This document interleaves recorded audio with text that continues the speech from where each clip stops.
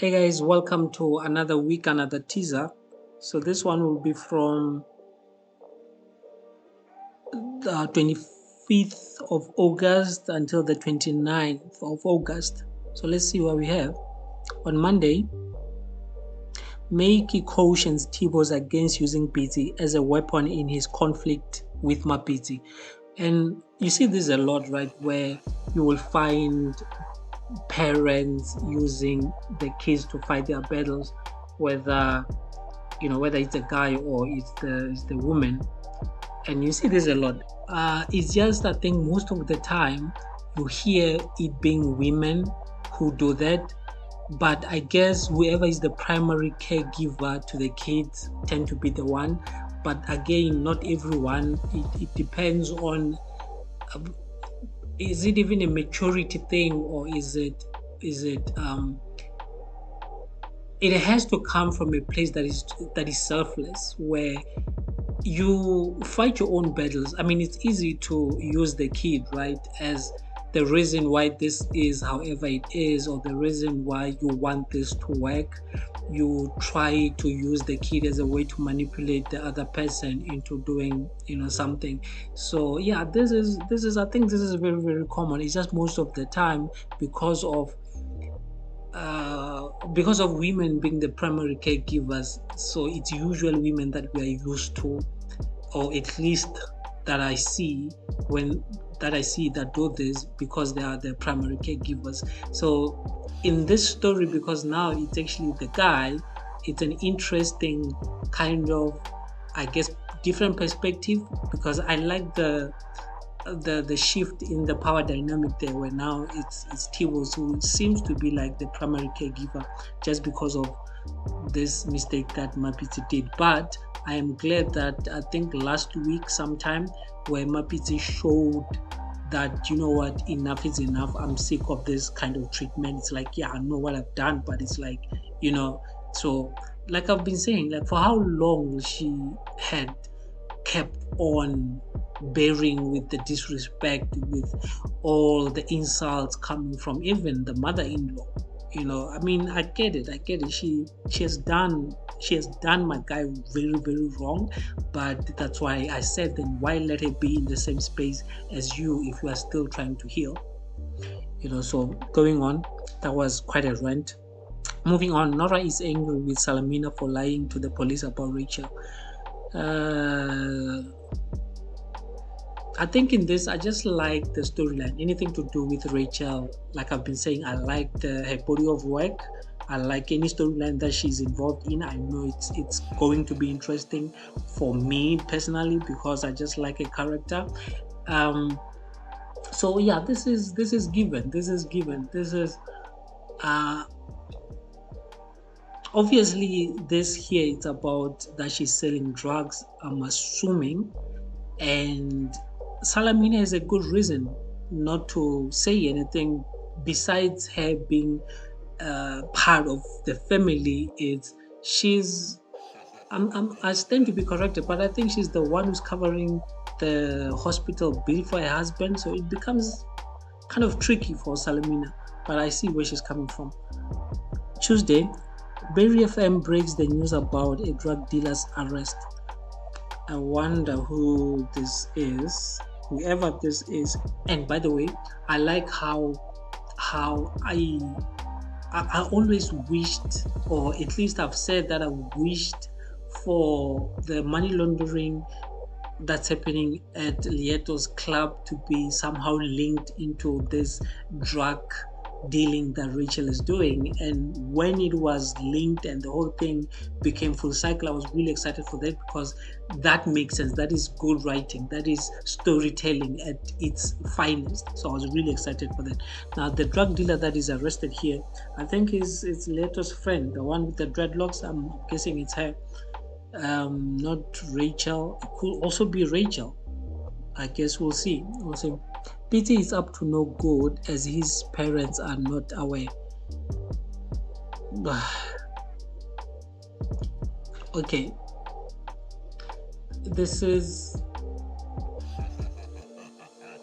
this is what happens, right, when a kid grows up in a broken home, they start obviously behaving like this sort of behavior. It starts early on as they are kids because of. I usually never used to mind, or at least it's something that I didn't know, that how a kid grows up is going to affect them for the rest of their life and to influence the kind of person that they will become later on. And when I started paying and reading a lot on that, I find that to be true. That if a kid grows up in a, like, look, there are exceptions. So not every kid who comes from, let's say, a broken home, they are going to spend the rest of their lives in therapy or with baby or with daddy issues or mommy issues. There are exceptions to that, but majority that tends to be the case. If you ever went to therapy, the first thing that the therapist will always try to make you go back on is your childhood. Like, tell me about your childhood, because everything starts from there. The person that you become, it's molded as you grow older. But especially during that time between your 1 to maybe 13, 12 maybe years, that's where everything that you do is going to influence the person that you become. And as a kid, you become the product of your environment. Because you are a kid, there's a lot of things that you don't know or not aware of as yet. So therefore, every behavior that you are going to learn, everything pretty much that you are going to learn, you are going to learn it from your closest environment, which is your parents and your household. Whatever the household is, you are going to learn, and some of the things that are going to mold you. And that's why as later on, when you become an adult, you start dealing with these issues that you never knew that existed. Okay, quite a long rant, but my point here is, I see that now BT, it's starting to show the kind of behavior. And I was just trying to expand and give a bit of context as to what my mind was at when I read this. So that's where my mind was. I hope that makes sense. I hope that makes sense. I'm explaining a lot today, or is it maybe there's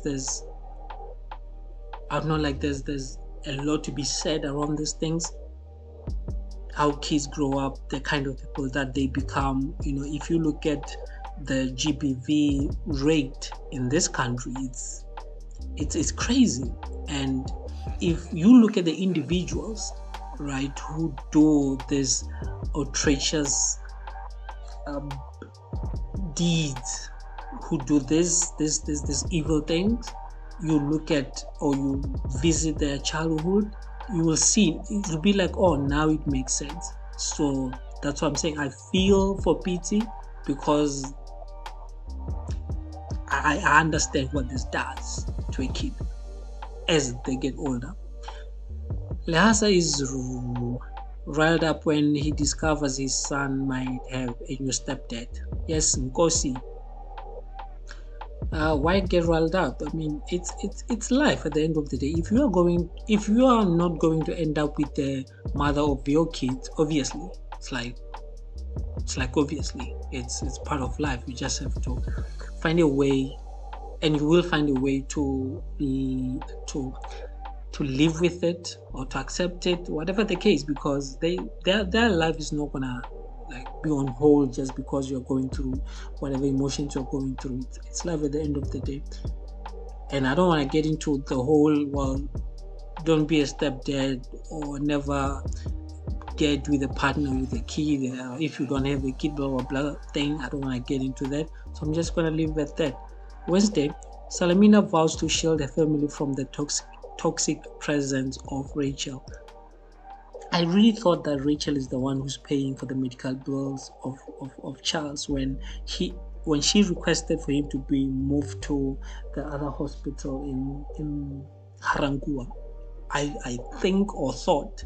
So when now Salamina wants to shield her family from toxic presence of Rachel. I guess she doesn't have to be around Rachel or to like Rachel, but she knows that what Rachel is doing is invaluable. She knows that. Mapiti overhears stinging conversation between Tibos and another woman. Yeah, it was going here.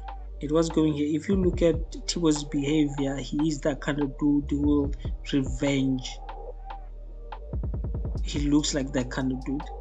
Now, whether that's a right thing or it's a wrong thing to revenge, that's really up to the individual. It's up to the individual. Thursday, Tibo's reaches breaking point as Mapiti offers a long-awaited apology. A long-awaited apology. Didn't she apologize, or this is for something else? Okay, I've said a lot on this, so I'm just gonna move on. Rachel is blindsided when someone from a past arrives with shocking news about someone's disappearance. Someone from a past, someone's disappearance. I'm thinking, what's his name? Her husband. What's her husband's name? Okay, the name will come to me. I think either he's the one who from a past. Okay, it's a she. Someone's disappearance. Okay, I think this is her husband, and this someone from her past it's that lady. She's in Scandal. What was her name in Skeem Saam? She's currently in Scandal because that she used to be. I can't remember if they were married or she was just the girlfriend before Rachel, or was it after Rachel? But I think it's her who this is referring to. Well, I'm assuming it's her who this is referring to, and the someone who disappeared. I'm assuming it's her husband. What's the guy's name? Maroti. Crazy 6 piece while Hassa clings to his anger. Moving on, Rachel learns of Derica's latest demand and spells trouble for her and Fly. I wonder what demands those are. You know what will be interesting, or something that I think Skeem Saam should at least make clear, it's how Rachel got into the dealing in the first place. I might have missed that part, so if I have, or if they have already done that, apologies. But yeah, I think if they haven't, I think they should. It would be a nice thing to know why she got into the drug dealing. Sure, I can make assumptions that maybe wherever she was, life got a bit expensive, and this was, the logical choice to make, so she can stay afloat and whatever the situation. So I would have loved if they shared exactly why she got into that. BT has an unpleasant surprise in store for his parents. I must say, I think this is the first time where BT it's almost given some free airtime. Yeah, I think this is again, apologies, I stand to be corrected. I think this is the one time where his character seems to be featured now and again, and actually being part of the conversation, of the dialogue. Most of the time it will just be 1-2 kind of sentences here and there, but now it seems like his character is really part of the story. Which, do I care either or? I really don't care. The character is still young. So I think it would be good to develop the character. It would be good to to make his character part of the dialogues here and there for his character development. I think it will really be good. But do is it necessary now, that storyline? Because I see the angle that they're trying to make. The angle that they're trying to take is they're trying to show the consequences of two parents who aren't getting along to the kids. So they're trying to show that consequences, how it affects the kids. They're trying that angle. Now, that angle, can it be done without involving this character in the dialogue? Sure, it can be done, but I think for it to have a full effect is when the kid is part of the dialogue, so you can observe in real time the behavior and the changes in behavior.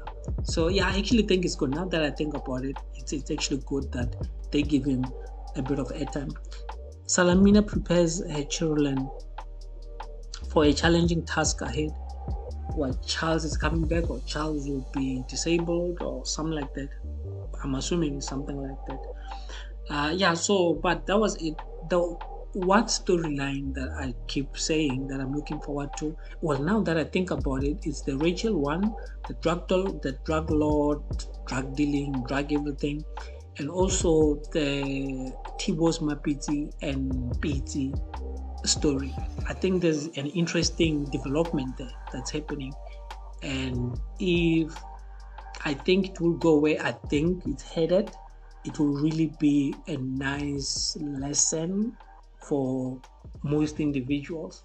But only time will tell. Only time will tell. Yeah, so that was it for this week. Until next week, I'm Young. I'm out.